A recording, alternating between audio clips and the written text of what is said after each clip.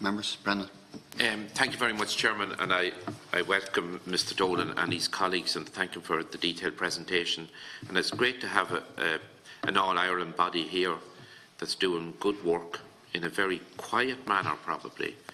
You were established, and of course the genius of the Good Friday Agreement was the bringing together and working together new areas that people hadn't envisaged that we would have such cooperation on an all-Ireland basis, and indeed on an east-west basis between Ireland and Britain, and further afield to the other 26 members of the European Union apart from Britain and ourselves.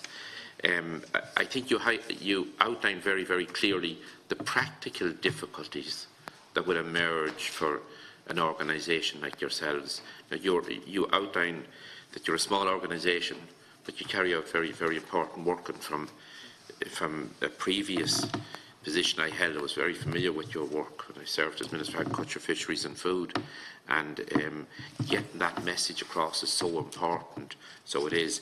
And again, I like the phraseology you used about the open border, the fact that people work on the all-Ireland basis, and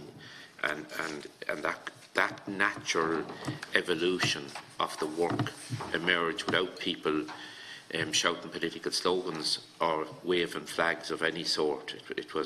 It was doing things on a practical basis, contributing to a better society and to a better Ireland and to an all-Ireland context. That's the really heartening thing that has happened with all of these bodies. And indeed, it has happened in the private sector as well, where the Good Friday Agreement gave us the environment for businesses to be established on an all-Ireland basis.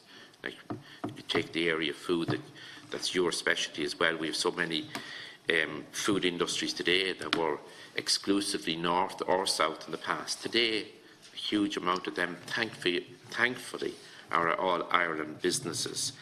You mentioned, I hope I'd be right in differing with you, the hierarchy of standards in Britain. I have two views on that, contradictory views. I don't think the British consumer will allow a dumbing down of standards in food production. I don't think the consumer will. And you know, the way I would sincerely hope, because Britain exports substantial amounts of food too, they won't want to lose the markets that they have because of the high regulatory standards that they work to today, as well as we do. Now, we know very well to our cost over many, many decades that Britain had a cheap food policy that killed our farming sector for so many decades. I sincerely hope they don't go back to that. But I presume that's where you're coming from. Not that they would try to implement deliberately a cheap food policy. I'm not going to suggest that about any government in any country. But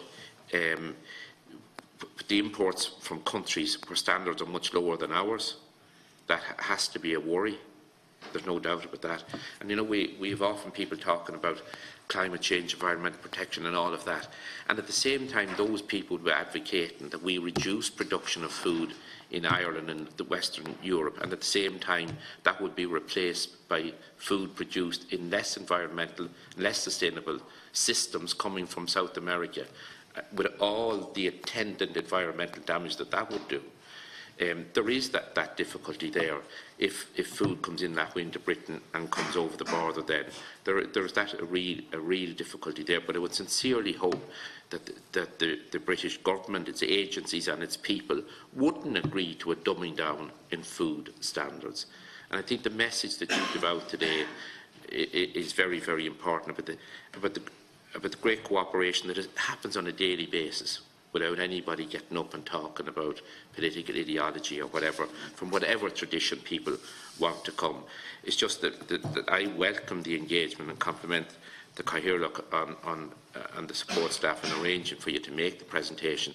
I think the public at large aren't made aware often enough of what has flowed from the Good Friday Agreement and the practical work that's going on out there on a daily basis by yourselves, by your colleagues and by your sister organisations as well.